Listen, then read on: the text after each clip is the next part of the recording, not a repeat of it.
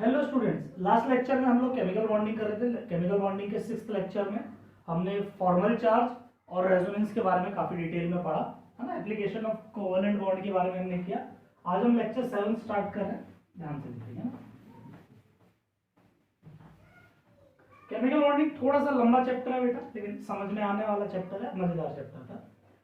तो next topic हम लिखेंगे Fajans rule. Fajans rule purely JEE और नीट का कंसेप्ट है। इसमें जेई और नीट का कंसेप्ट है ना। इसमें कोई ये एनसीईआरटी में गिवन नहीं है, बट जेई में और नीट में बहुत सवाल आते हैं फजान्स रूल के ऊपर, है ना। तो फजान्स रूल हमें पढ़ना जरूरी है। फजान्स रूल क्या कहता है कि एवरी बॉन्ड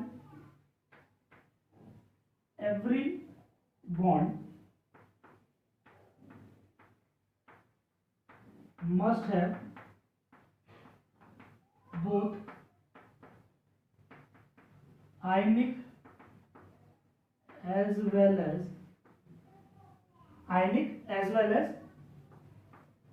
covalent behavior। समझते हैं इस बात को पहले, है ना। स्टेटमेंट को दोबारा रिपीट करेंगे, बट पहले समझते हैं। एक बार के लिए आयनिक बॉन्ड को समझते हैं। आयनिक बॉन्ड क्या कहता है कि एक कैटायन होता है। क्या बोलता है भाई आयनिक बॉन्ड? क्या कहता है? एक कैटायन है और एक एनायन होता है, और ये कैटायन और एनायन एक दूसरे को इंटरेक्ट करते हैं, और इसी को हम क्या कहते हैं? Ionic bond. आयनिक बॉन्ड इसी कहते हैं, समझो। ये आयनिक बॉन्ड। अब कोवेलेंट बॉन्ड क्या होती है ना। जैसे कि कोई एक एटम है, HCl की बात करें, हाइड्रोजन है, एक क्लोरीन है। तो हाइड्रोजन क्या करता है? अपना एक इलेक्ट्रॉन दे देता है, क्लोरीन अपना एक इलेक्ट्रॉन इसको दे देता है। भाई हाइड्रोजन एक इलेक्ट्रॉन देके, है ना, ये देने का मतलब थोड़ा थोड़ा डिस्प्लेस कर देते हैं भाई। जैसे हाइड्रोजन पे कंडीशन के वाइज लिखना है, जैसे ये हाइड्रोजन पे एक इलेक्ट्रॉन है, इस क्लोरीन पे कितने इलेक्ट्रॉन है? ये 7 इलेक्ट्रॉन। फिर ये क्या करते हैं? अपना अपना इलेक्ट्रॉन ये अपने से थोड़ा दूर कर देता है, ये भी अपना एक इलेक्ट्रॉन थोड़ा दूर करता है, बीच में कर देते हैं ना दोनों, और वहां पे ये एटम आपस में शेयर हो जाता है। इस तरीके से शेयरिंग हो जाती है, और ये HCl की एक बॉन्ड बनती है ना। यानी ये बॉन्ड क्या है? ये कोवेलेंट बॉन्ड है। यही तो हमने पढ़ा है अभी तक। क्या कोवेलेंट बॉन्ड होती है, क्या आयनिक बॉन्ड होती है। फिर कोवेलेंट बॉन्ड में 2-3 एक्स्ट्रा बातें हमने पढ़ ली हैं। बॉन्ड लेंथ होती है, बॉन्ड एंगल होते हैं, फॉर्मल चार्ज, रेजोनेंस वगैरह वगैरह। बट बेसिकली तो हमने आयनिक और कोवेलेंट दो इस तरीके की बॉन्ड पढ़ी। अब फजान क्या कहता है, सुनो। वो कहता है कि मान लेते हैं कि एक आयनिक बॉन्ड है ना, आयनिक कंपाउंड की हम बात करते हैं, एक आयनिक बॉन्ड है। तो ये कैटायन, ये लिख लेना, मैं मिटा रहा हूं, उसके बाद अब कंटिन्यू करेंगे। पहले ये सब लिख के ये दोनों भी लिख लेना, ठीक। अब क्या कहता है, देखो कि ये कैटायन है और यहां पे एक एनायन है। एक कैटायन है और एक एनायन है, और यहां पे ऐसा होता है usually anions are larger than cation. ज्यादातर 99% ऐसा ही होता है। कैटायन छोटे होते हैं, एनायन बड़ा होता है, इसलिए कैटायन मैंने छोटा बनाया, एनायन बड़ा। भाई किसी पे माइनस का चार्ज का मतलब है इस पे इलेक्ट्रॉन काफी ज्यादा है। भाई अगर किसी पे कोई एनायन है, तो एनायन का मतलब क्या है? High electron density. Electron density बोलने का मतलब है कि इस पे इलेक्ट्रॉन ज्यादा है, यही है ना। यानी इस पे इलेक्ट्रॉन ज्यादा है, इस पे इलेक्ट्रॉन कम है ना। तो ये जो कैटायन है, दिस कैटायन विल स्टार्ट, है ना। तो इसमें क्या होगा था? एनायन है ना, ये कैटायन जो है, this cation start attracting electrons of anion. भाई क्या किया? ये जो कैटायन है, जो प्लस माइनस बना, प्लस माइनस एक दूसरे को अट्रैक्ट कर रहे हैं, बट ये जो कैटायन है ये क्या कर रहा है? इसके इलेक्ट्रॉन, मान लो ये एनायन है, इसकी जो आउटर मोस्ट के इलेक्ट्रॉन्स है, ये उनके इलेक्ट्रॉन्स को भी अट्रैक्ट करना स्टार्ट कर देगा। भाई प्लस चार्ज है तो माइनस को तो अट्रैक्ट करेगा ही करेगा। तो due to this electron cloud of anion distorted, distorted कहने का मतलब क्या है कि ये कैटायन है, ये एनायन है, तो ये कैटायन क्या करेगा, ये क्या करेगा, इसको अट्रैक्ट करना स्टार्ट कर देगा, ये इसको अट्रैक्ट करेगा, किसके, इसके आउटर मोस्ट के इलेक्ट्रॉन्स को भी अट्रैक्ट करना स्टार्ट कर देगा, मतलब हर तरफ से इसका अट्रैक्शन भेजेगा। तो उसके अट्रैक्शन के कारण क्या होगा, ये जो कैटायन है ये क्या करेगा, जो ये एनायन था, इस एनायन का जो ये जो एक स्फेरिकल था, ये इसको इस तरीके से बना देगा, डिस्ट्रॉर्ट कर देगा। क्या मेरी बात समझ में आ रही है ना? यानी मैं व्हाइट वाला मिटा देता हूं, कहने का मतलब पुराने वाला टाइम, अब ये डिस्टॉर्टेड क्लाउड कर दिया उसने।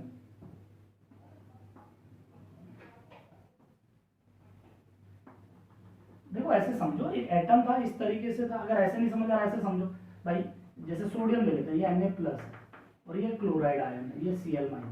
तो क्लोराइड के आउटर मोस्ट में 8 इलेक्ट्रॉन होते हैं, तो इसके आउटर मोस्ट में 8 इलेक्ट्रॉन है। तो ये कैटायन क्या करेगा, ये इसके इलेक्ट्रॉन्स को अट्रैक्ट करना स्टार्ट कर देगा। तो इलेक्ट्रॉन जब अट्रैक्ट होंगे इस न्यूक्लियस के पास, तो अल्टीमेटली क्या करेंगे, ये जो सोडियम है, ये क्लोराइड अपनी शेप कुछ ऐसे कर लेगा, यानी जो क्लोराइड ऐसा था उसके कुछ इलेक्ट्रॉन इसके ज्यादा पास आ जाएंगे, है ना। इसी को कहते हैं डिस्टॉर्शन ऑफ क्लाउड, है ना। क्लाउड का डिस्टॉर्शन हो गया, मतलब डिस्टॉर्शन इंग्लिश वर्ड है, यानी टेढ़ा हो गया एक तरीके से। तो जो इसका क्लाउड था, यानी जो इलेक्ट्रॉन था, वो इसके पास आ गए। भाई आयनिक बॉन्ड में इलेक्ट्रॉन का मूवमेंट तो नहीं होता भाई, पार्शियल ना, थोड़ा सा मूव होना। भाई एक इलेक्ट्रॉन जो मान लो यहाँ पे था, अब ये डिस्टॉर्शन के कारण वो थोड़ा यहाँ पे आ गया भाई, जो कि यहाँ पे था वो यहाँ पे पहुंच गया, आया ना। यानी कि क्या हो गया, electron cloud of anion distorted, hence इससे क्या हो गया, हेंस इलेक्ट्रॉन पार्शियल मूव,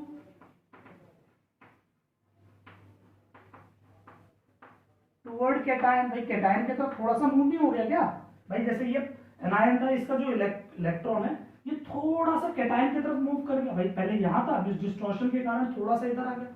और जहां पे इलेक्ट्रॉन का मूवमेंट हो जाए, मतलब थोड़ा सा डिस्प्लेस हो जाए, इलेक्ट्रॉन अपनी जगह से थोड़ा सा आगे चला जाए, उसी को तो कोवेलेंट बॉन्ड कहते हैं। तो अल्टीमेटली यहां पे क्या हो गया, देयरफॉर क्या कह सकते हैं भाई, कोवेलेंट कोवेलेंट कैरेक्टर डेवलप। मतलब कि जो ये एक आयनिक बॉन्ड थी, इस आयनिक बॉन्ड में थोड़ा थोड़ा कोवेलेंट कैरेक्टर भी पैदा हो गया।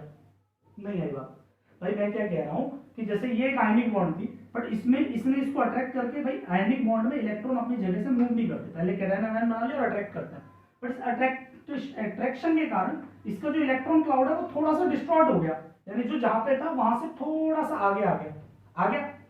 तो ये जो थोड़ा सा मूवमेंट हुआ, यही तो किसमें होता है, कोवेलेंट बॉन्ड में होता है। तो आयनिक में ये कैसे हो रहा है, तो इसका मतलब ये आयनिक तो है, बट इसमें थोड़ा सा कोवेलेंट कैरेक्टर भी है ना। समझाते हैं इस बात को और भी समझते हैं, ये समझेंगे, ये लिख लेंगे सब।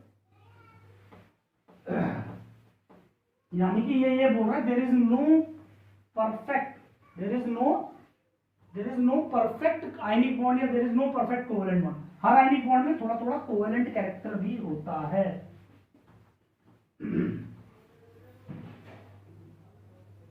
यानी कि ये जो कैटायन है ना, ये कैटायन था और ये एक एनायन था जो कि डिस्टॉर्टेड हो गया,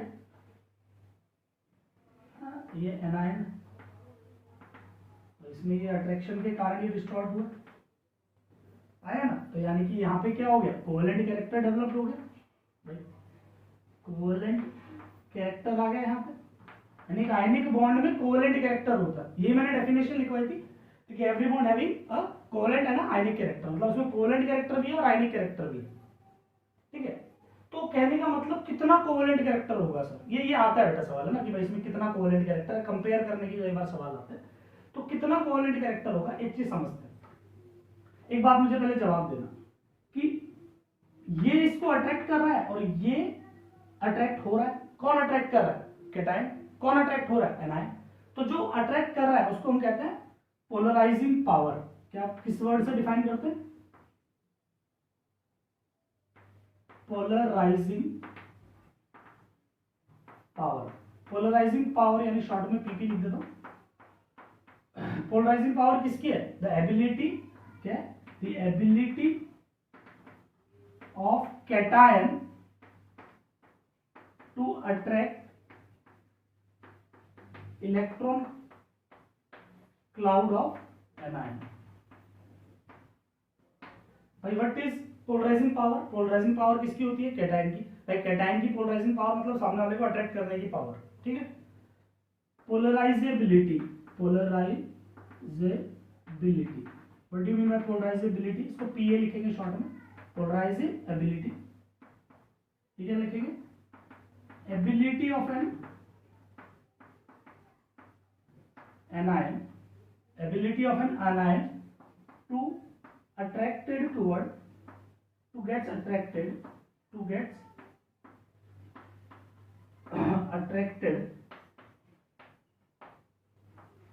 toward कैटायन। भाई नहीं समझे, मैं ये समझाना चाह रहा हूं, मैं कैटायन है, एनायन है। कैटायन जो अट्रैक्ट कर रहा है उसको, तो उसको क्या बोल रहे हैं? The ability of cation to attract the electron of anion is known as polarising power. इसकी पोलराइजिंग पावर है, इसकी पोलराइजेबिलिटी है। क्या मेरी बात कुछ समझ आई या नहीं? पक्का? अब मुझे बता, अगर देखो ऐसे लिख सकते हैं, एक देखो स्टार लगा के लिख रहा हूं, यहीं पे बात क्लियर हो जाएगी।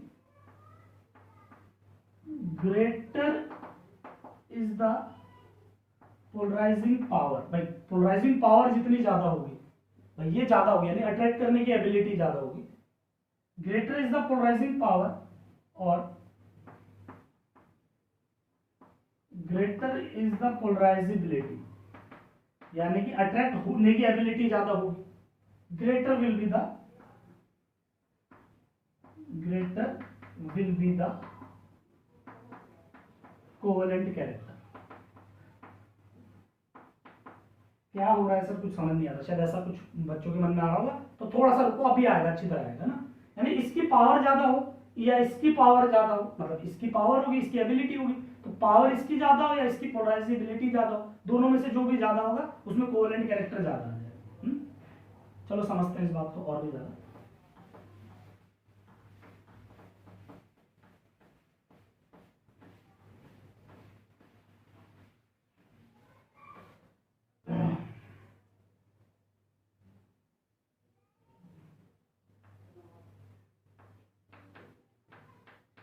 Factor affecting polarising power. Polarising power किन किन बातों पर डिपेंड करता है ना?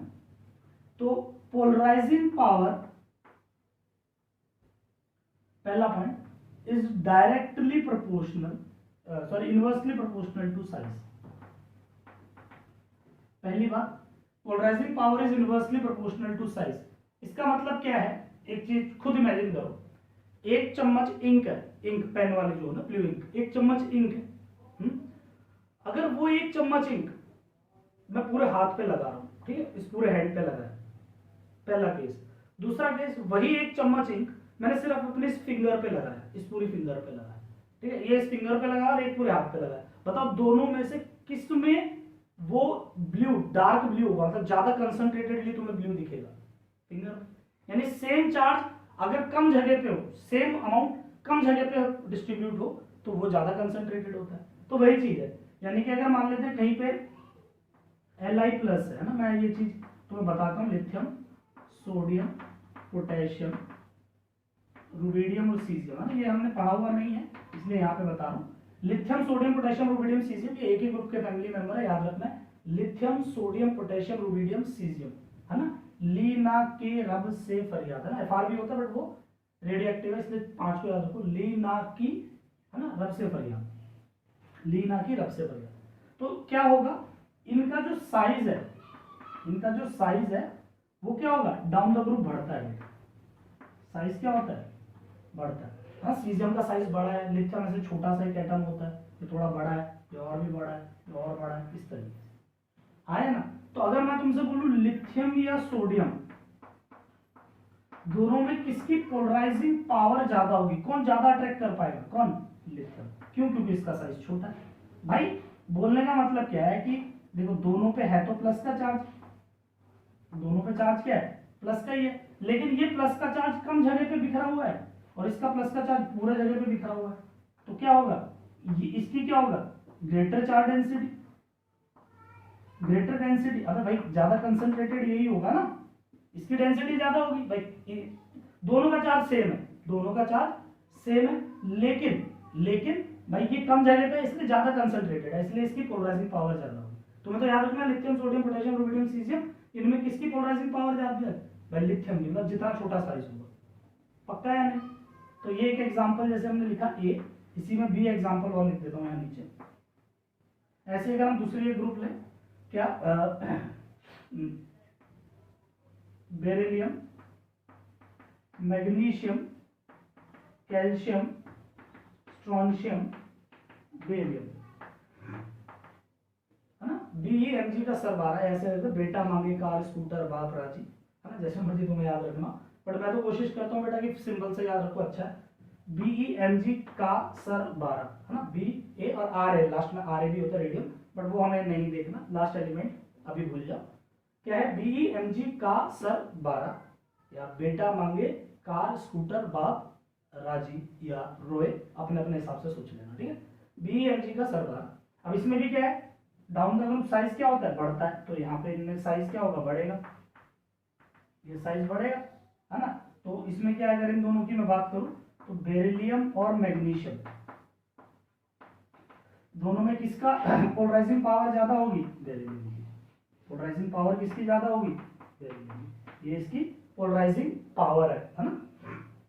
यानी कि जैसे यहाँ पे +2 का चार्ज इतने में है, तो +2 का चार्ज, इसका थोड़ा मैग्नीशियम का साइज बड़ा है तो बड़े में, तो बाय डिफॉल्ट है कि इसकी चार्ज डेंसिटी क्या होगी? ज्यादा होगी, ग्रेटर डेंसिटी। ज्यादा डेंसिटी ज्यादा अट्रैक्ट करेगा, है ना भाई, ज्यादा डेंसिटी उतना ज्यादा अट्रैक्ट करने वाली पावर, आया ना। पक्का।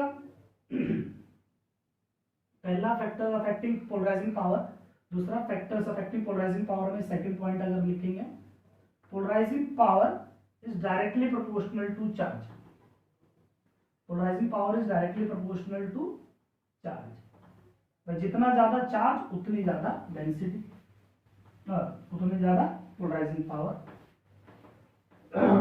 मतलब ये है भाई Na+ है मान लो, मैग्नीशियम 2+ है, या एल्यूमिनियम 3+ है भाई, इसके एक न्यूक्लियस में 1+ का चार्ज, इसके न्यूक्लियस में 2+ का चार्ज, इसके न्यूक्लियस में 3+ का चार्ज, तो बाय डिफॉल्ट है कि प्लस वाला 3 ज्यादा स्ट्रॉन्ग है भाई, किसी को अट्रैक्ट करना है। अभी आप इसको मत भूलो, प्लस और माइनस को अट्रैक्ट करने वाला है, तो प्लस तभी अट्रैक्ट करेगा जब जितना ज्यादा प्लस होगा भाई, कम प्लस कम अट्रैक्ट करेगा, ज्यादा प्लस ज्यादा अट्रैक्ट करेगा, इसीलिए ये क्या होगा? ज्यादा अट्रैक्शन देगा, इसी वजह से ये इसका क्या हो गया वाला?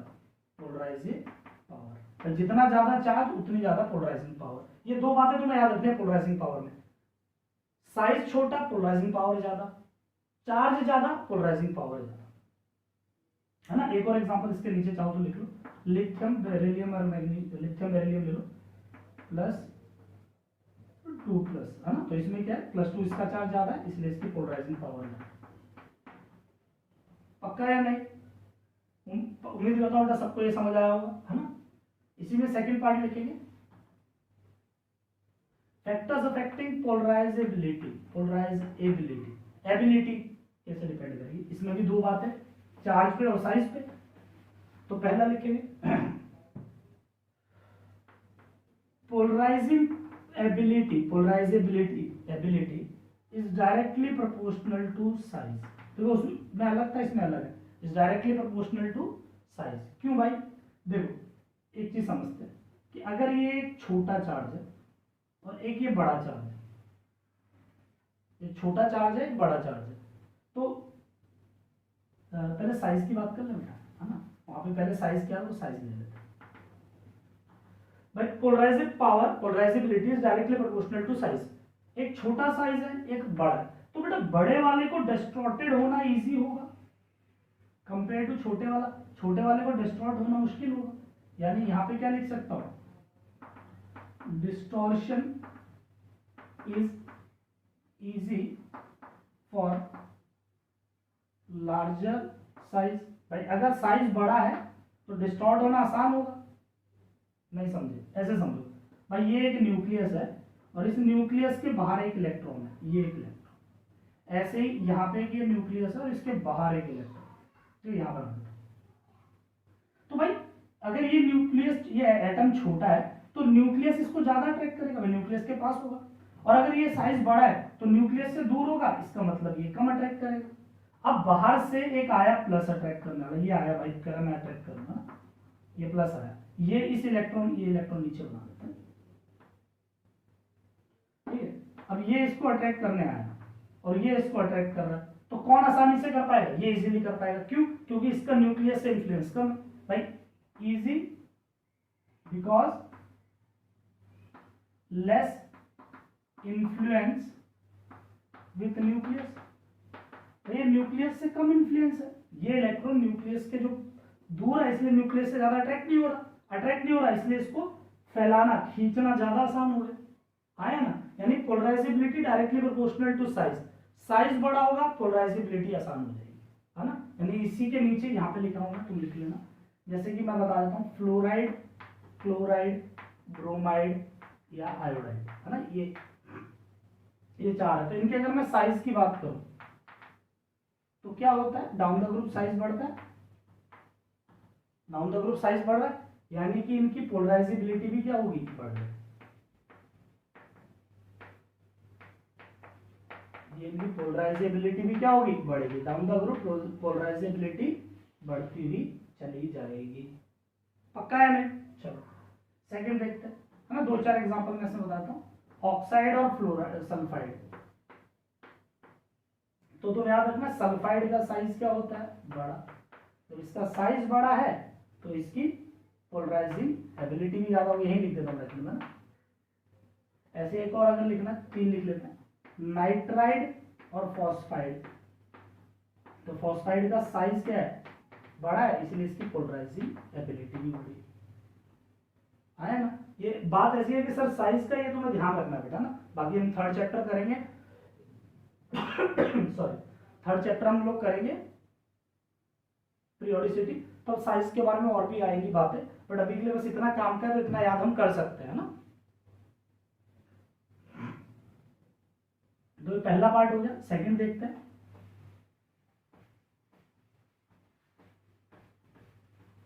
Polarising ability is directly proportional to charge. Charge ज्यादा, पोलराइजिंग एबिलिटी भी ज्यादा। बात समझ में आ रही है नहीं? जैसे कि एग्जांपल के लिए फ्लोराइड और ऑक्साइड, पक्का, फ्लोराइड और ऑक्साइड। तो फ्लोराइड ऑक्साइड के अंदर किसका चार्ज ज्यादा है? इसका चार्ज ज्यादा है, इसलिए इसकी पोलराइजेबिलिटी ज्यादा। आया ना। अगर हम बात करें, मान लेते हैं ऑक्साइड और नाइट्राइड, तो ऑक्साइड नाइट्राइड में इसका चार्ज ज्यादा है, इसकी पोलराइजेबिलिटी ज्यादा। भाई चार्ज ज्यादा, पोलराइजेबिलिटी ज्यादा, है ना। अगर आप और देखिए, अगर ऐसा देख लेते हैं क्लोराइड, सल्फाइड या फॉस्फाइड, तो चार्ज मुझे दिख रहा है फॉस्फाइड का ज्यादा, इसलिए पोलराइजेबिलिटी ज्यादा। चलो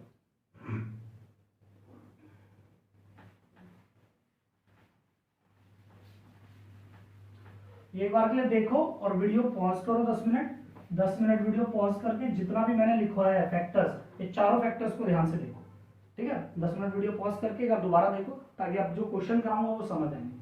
तो 10 के 10 चारों के चारों एग्जाम्पल फटाफट ध्यान से देखो। उम्मीद करता हूं देख लिए। अब आगे देखते हैं ना।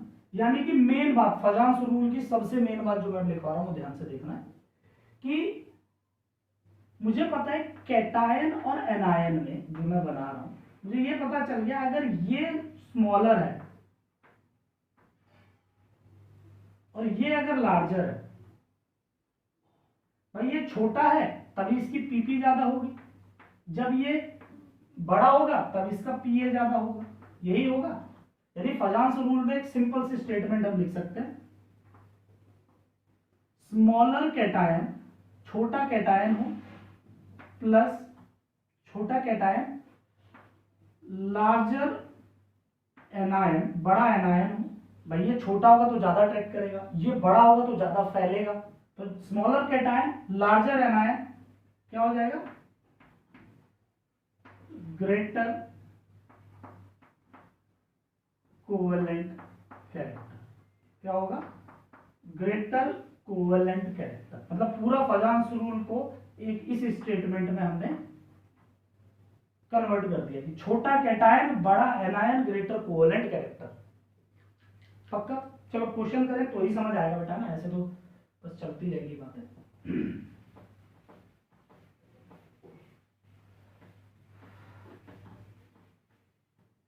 देखो चलो,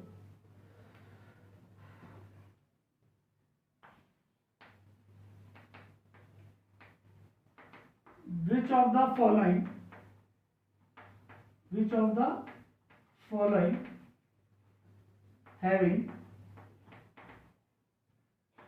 greater covalent character ना, greater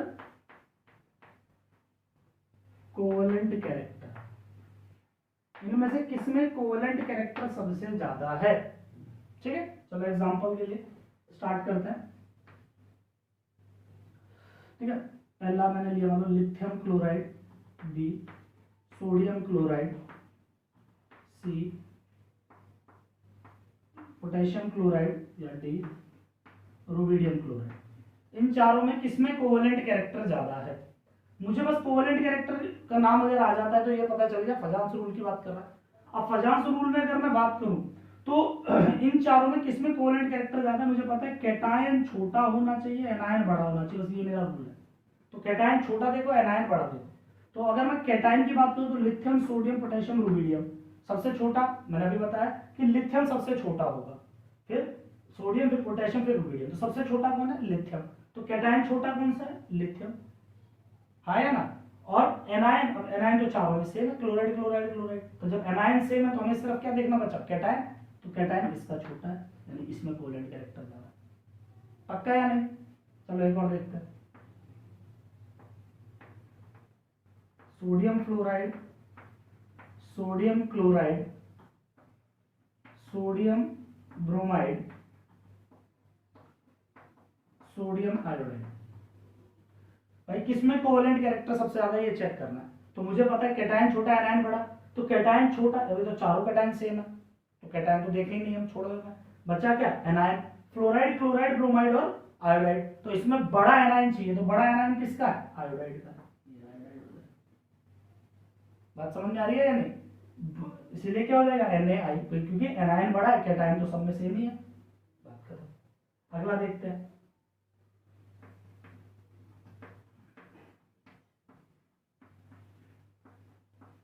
मान लिया हमने ले लिया BeCl2 MgCl2,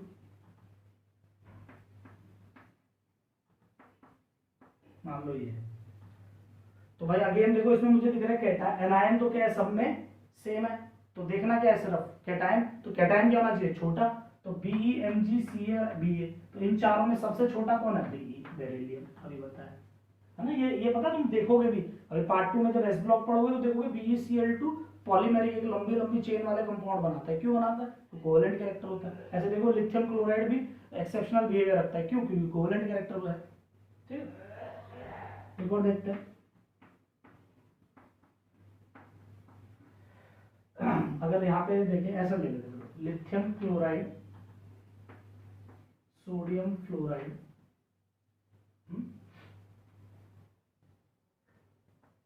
sodium chloride, lithium fluoride. चलो ये देखते हैं। हमें क्या करना है? हमारे पास छोटा कैटायन, बड़ा एनायन। तो अब देखो cation lithium sodium, lithium sodium दो तरीके के, लिथियम है और सोडियम है। तो किसका साइज छोटा है भाई? लिथियम। तो ए या डी, इन दोनों में से कोई होगा, सोडियम तो नहीं हो सकता। ए और डी आ गया। अगला काम क्या है? एनायन बड़ा। तो फ्लोराइड और क्लोराइड कौन बड़ा होगा? क्लोराइड बड़ा होगा। तो ये आंसर है। समझ में आ रहा है? कैटायन छोटा, एनायन बड़ा। एक और ले लेते हैं।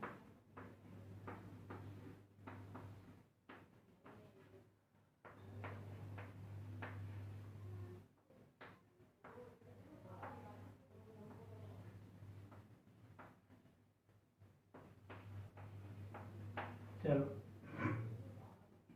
Cation, anion. तो कैटायन की अगर बात करें तो सोडियम मैग्नीशियम, सोडियम मैग्नीशियम। तो सोडियम पे +1 चार्ज है, मैग्नीशियम पे +2 का चार्ज है। तो +2 वाला ज्यादा देगा ना भाई। कैटायन की पोलराइजिंग पावर चार्ज पे डायरेक्टली प्रोपोर्शनल है। तो इसमें किसका चार्ज? इस वाले सॉरी बेटा।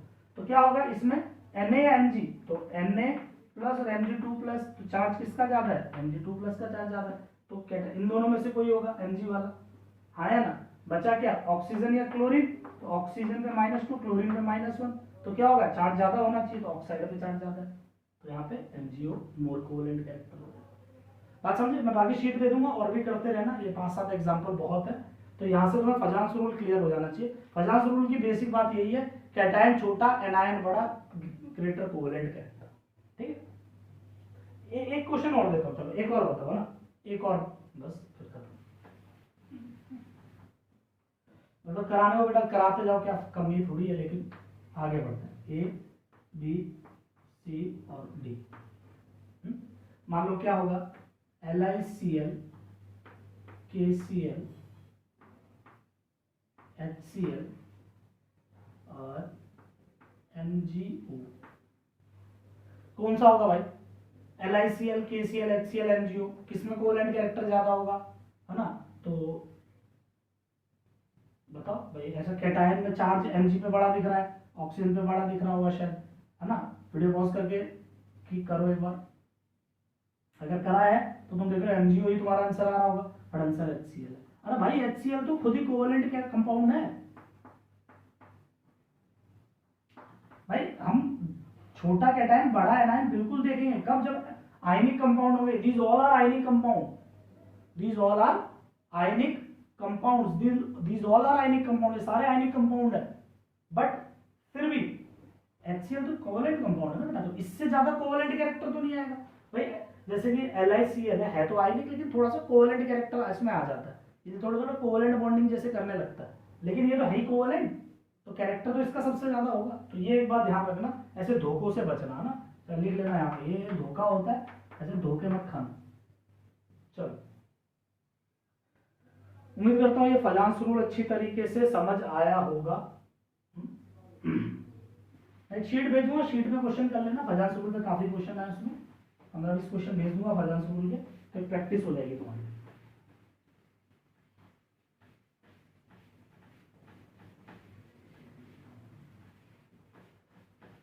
अब केमिकल बॉन्डिंग का नेक्स्ट टॉपिक स्टार्ट करते हैं, वेरी इंपॉर्टेंट टॉपिक, VSEPR। ठीक है,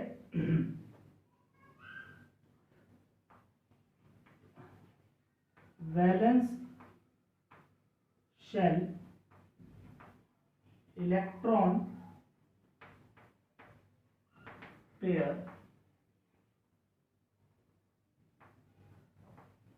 रिपल्शन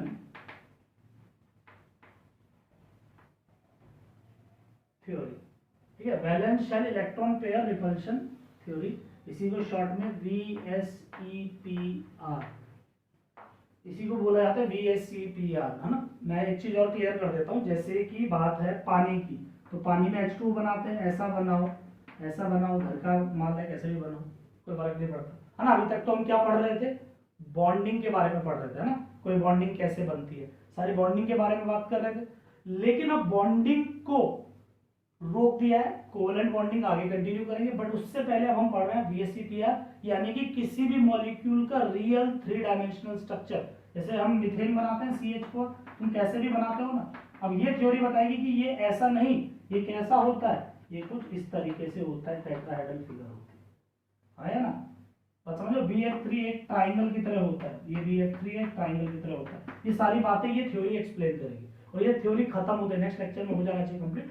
तो नेक्स्ट लेक्चर कंप्लीट होने तक, या जब भी ये थ्योरी खत्म होगी, तो उसके बाद तुम्हें हर एक मॉलिक्यूल का रियल 3D स्ट्रक्चर पता होगा, अगर ये थ्योरी समझ आती है तो।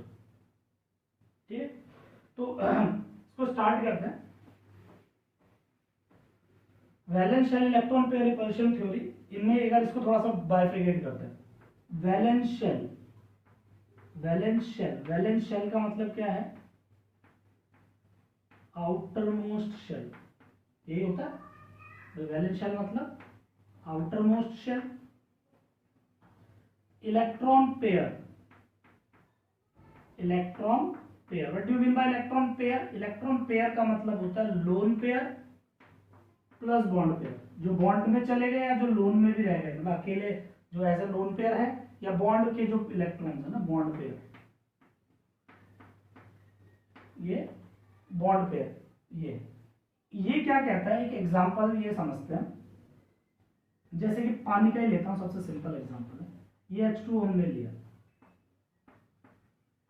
हाँ है ना। तो यहाँ पे क्या है, देखो दो लोन पेयर है, मैं इसको ऐसे बना रहा हूँ ताकि क्लियर हो जाए। एक लोन पेयर इधर है, एक लोन पेयर इधर है ना। तो H2O में क्या है, टू लोन पेयर्स, दो लोन पेयर है, टू बॉन्ड पेयर, दो बॉन्ड है ना, एक दो, तो ये बॉन्ड पेयर है दोनों, और ये लोन पेयर है। यानी H2O में क्या है, lone pair bond pair, lone pair bond pair, यही है। यानी कि वैलेंस शेल, एक्चुअली ये वैलेंस शेल है, आउटर मोस्ट इलेक्ट्रॉन जो होता है किसके, इलेक्ट्रॉन पेयर किसके, किसी भी मॉलिक्यूल, यानी किसी मॉलिक्यूल के बॉन्ड पेयर लोन पेयर है। दो तरीके के इलेक्ट्रॉन्स होते हैं एक मॉलिक्यूल में, लोन पेयर या बॉन्ड पेयर, ठीक है। तो कह रहा है दिस मतलब molecule acquire a geometry,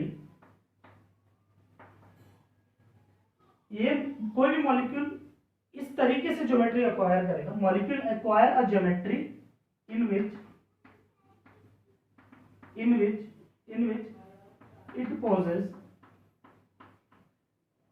it possesses minimum repulsion।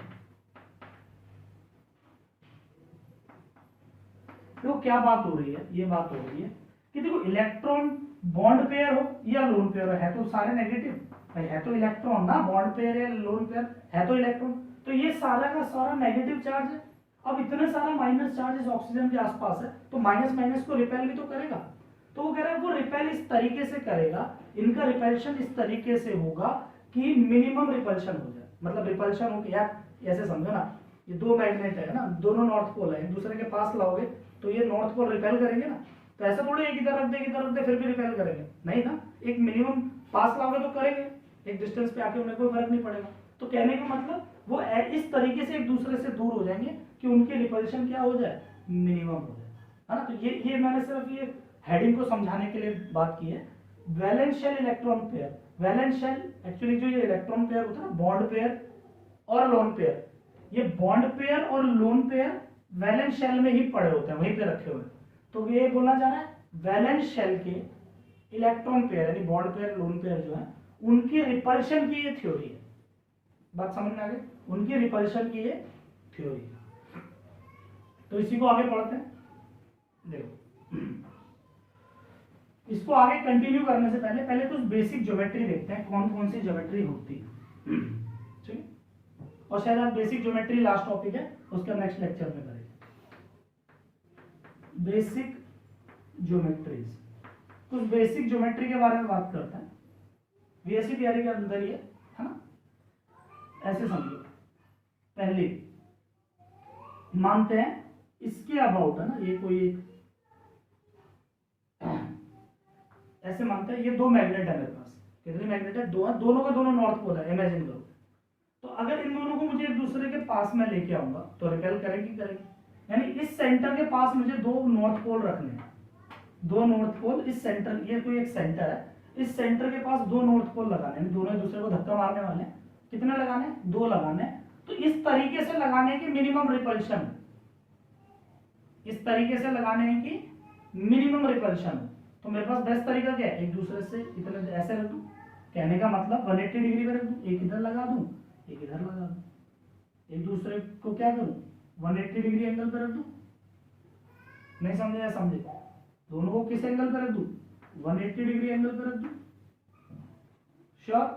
तो ये कैसी फिगर होगी, लीनियर, एक सीधी लाइन होगी ना, दिस इज योर लीनियर, पक्का। सेकंड देखते हैं, अब मुझे क्या करना है, इस सेंटर के अबाउट, ये जो मैंने सेंटर बनाया है ना, इस सेंटर के अबाउट अभी दो रखे थे, अब तीन रख रहे, तो तीन कैसे रखूंगा मैं, मेरे पास बेस्ट तरीका क्या होगा भाई, ज्यादा से ज्यादा एंगल पे रखने होते हैं, तो मैं इनको ट्राइंगल के कॉर्नर पे रख देता हूँ, है ना। ये सेंट्रॉइड हो गया, ये तीन ट्राइंगल, मतलब एक ट्राइंगल के कोनों पे, तो ऐसा ही बन गया देखो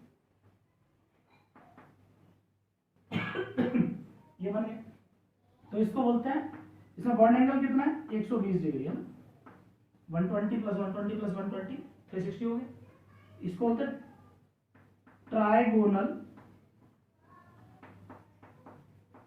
प्लेनर, यानी अगर 2 के लिए लीनियर एक ज्योमेट्री पॉसिबल होती है, 3 के लिए ट्राइगोनल होता है, पक्का है नहीं।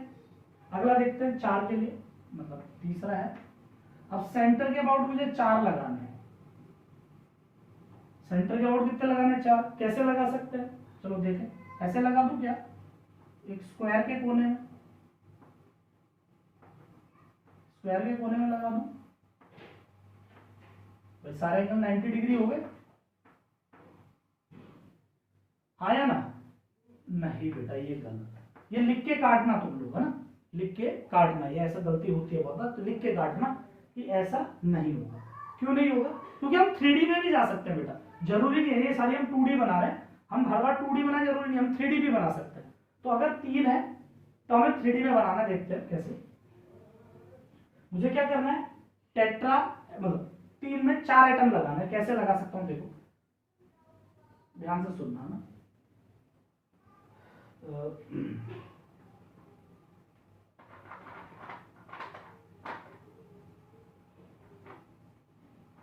देखो ध्यान से, ठीक है, चौक ही ले लेता हूं, ज्यादा अच्छा है।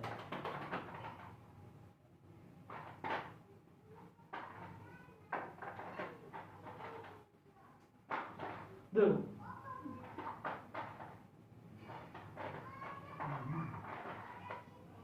अब देखो ऐसे देखते हैं। 3 तो इस तरीके से लिए, या ज्यादा छोटा है, पता नहीं दिखेगा या नहीं दिखेगा। इस तरीके से 3 लिए, चौक ज्यादा छोटा है बेटा, ये लेते हैं मार्कर, ठीक है। 3 तो देखो इस तरीके से लिए, 3 ये ट्राइंगल है, थोड़ा सा नीचे की तरफ झुका के करना। ऐसे 3 ट्राइंगल लिए, है ना, इस तरीके से 3 आइटम है, 3 है। तीनों इस पॉइंट से थोड़ा नीचे की तरफ झुके हुए हैं बेटा, तीनों इस पॉइंट से नीचे की तरफ झुके हुए हैं। और एक मैंने क्या किया है, एक को क्या किया है, इसके ऊपर इस तरीके से लगा दिया, समझ लो। 3 तो ऐसे झुके हुए हैं और एक ऊपर है। एक ट्राइंगल है, ट्राइंगल नहीं है, मतलब नीचे पिरामिड है ना, पिरामिड होता है ऐसे 3 पॉइंट से एक है ना, ये पिरामिड हो गया, इजिप्ट के पिरामिड सोच लो, ऐसा पिरामिड है। और इसके ऊपर एक ऐसे रखा, ये होता है टेट्राहेड्रल, ठीक है। मैं एनिमेशन डाल दूंगा, अभी नहीं तो शायद नेक्स्ट लेक्चर में डाल दूं, इस वाले में ना भी डाल पाऊँ तो, ठीक है। तो क्या हुआ, 3 तो ऐसे रखनी है, 3D है बेटा ना, और एक ऊपर की तरफ है, पक्का है नहीं? इसी को हम क्या बोलते हैं? इस फिगर का नाम है टेट्राहेड्रल। क्या नाम है? टेट्राहेड्रल। इसका एंगल कितना है? 109 डिग्री 28 मिनट, 109 डिग्री 28 मिनट, ये इसका फिगर है। अगर हम 4 की बात करें, है ना, अब हमें 4 लगाना है, तो 4 तो हो गए, 5 लगाना। इसमें बेटा 109 डिग्री 28 मिनट सारे ही होते हैं, किसी भी 2 के। अगर मैं इन दोनों की बात करूं तो ये भी 109 डिग्री 28 मिनट है, कोई भी 2 ऊपर नीचे वाला। ये देखने में लगता है तुम्हें क्या है 180, है ना, बट ऐसा नहीं है, 3D फिगर है। ये वाला जो तुम्हें ये दिख रहा है, ये सामने नहीं है, इस तरीके से बाहर निकला हुआ है, पक्का। चलो अगला, अगर हम क्या करना है हमें 5 आइटम लगाने, तो 5 के लिए तरीका क्या है? ये एक आइटम है। अब इसके और कितने 5 आइटम लगाने, तो 5 में हम क्या करेंगे, एक तो ट्राइंगल बना लेंगे पहले। ये एक ट्राइंगल बना लिया ना, ये ट्राइंगल मान लो मेरे हाथ पे आ गया ना, हाथ के ऊपर ट्राइंगल आ गया इस तरीके से, शायद दिख रहा हूं पता नहीं। ये ट्राइंगल मैंने हाथ पे बना लिया। अब एक इसके परपेंडिकुलरली ऊपर और एक परपेंडिकुलरली नीचे, है ना, ये प्लेन में है ट्राइंगल, एक ऊपर है और एक परपेंडिकुलरली नीचे। यानी एक हमने क्या किया, इसको परपेंडिकुलरली ऊपर और एक परपेंडिकुलरली नीचे, ठीक है। तो ये इस तरीके से फिगर बनी। इसी का नाम होता है, देखो ट्राइंगल पे 2 पिरामिड है ऊपर नीचे, इसलिए इसका नाम क्या है? Trigonal bye pyramid.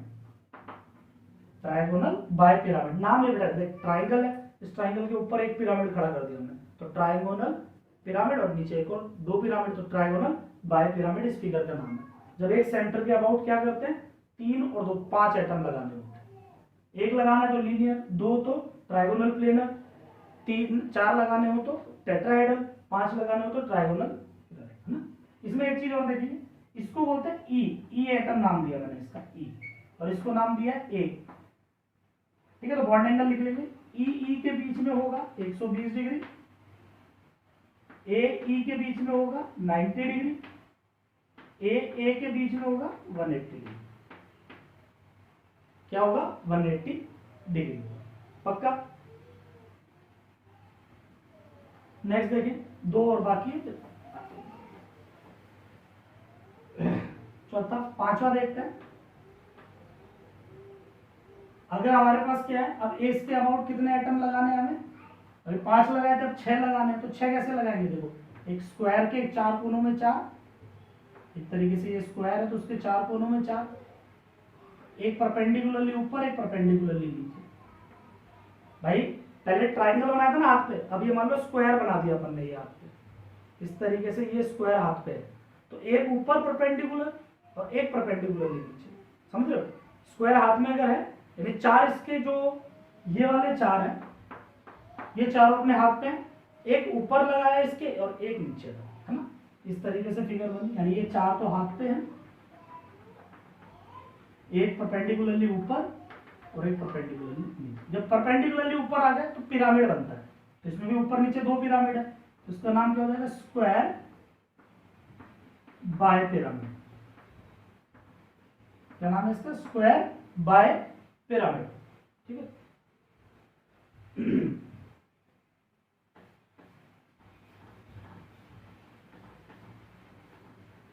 नेक्स्ट देखें, छठा अगर हम बात करें तो उसमें क्या करना है? एक एटम के अबाउट 7 लगाने हैं, तो 7 देखो, जब 5 लगाने तो 3 प्लेन में, एक ऊपर एक नीचे, 6 में 4 प्लेन में, एक ऊपर एक नीचे, तो जब 7 लगाने हैं तो क्या होगा? 5 प्लेन में, ये 5 तो ऐसे एक ही प्लेन में आ गए, यानी हाफ पे है ये पांचों। ठीक है। और एक परपेंडिकुलरली ऊपर और एक परपेंडिकुलरली नीचे। ठीक है बेटा, परपेंडिकुलर ऊपर नीचे टेढ़ा मेढ़ा बना सकते हैं ना, चाहो तो इसको ऑर्गेनिक केमिस्ट्री की तरह ऐसे बना लो, है ना? सॉलिड मतलब ऊपर और ऐसे डैश मतलब, है ना? एच स्ट्रक्चर हुआ, इसका नाम नीचे है, ये परपेंडिकुलर, इसका नाम क्या हो जाएगा?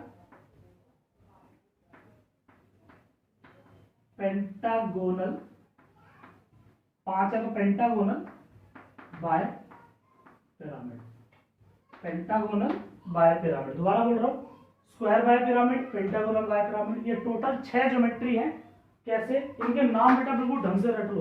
2 तो लीनियर, 3 तो ट्राइगोनल प्लेनर, 4 तो टेट्राहेड्रल, 5 तो ट्राइगोनल बाय पिरामिड, 6 तो ऑक्टाहेड्रल और 7 तो पेंटागोनल बाय पिरामिड। अभी के लिए फिगर लिखो, अभी तो दोबारा इन पे बात होगी, बट अभी के लिए बेसिक ज्योमेट्री तुम्हें याद रखनी है कि ये 6 बेसिक ज्योमेट्री हमारे पास होती है। ठीक है, आज का लेक्चर इतना ही है, नेक्स्ट लेक्चर में आगे कंटिन्यू करें।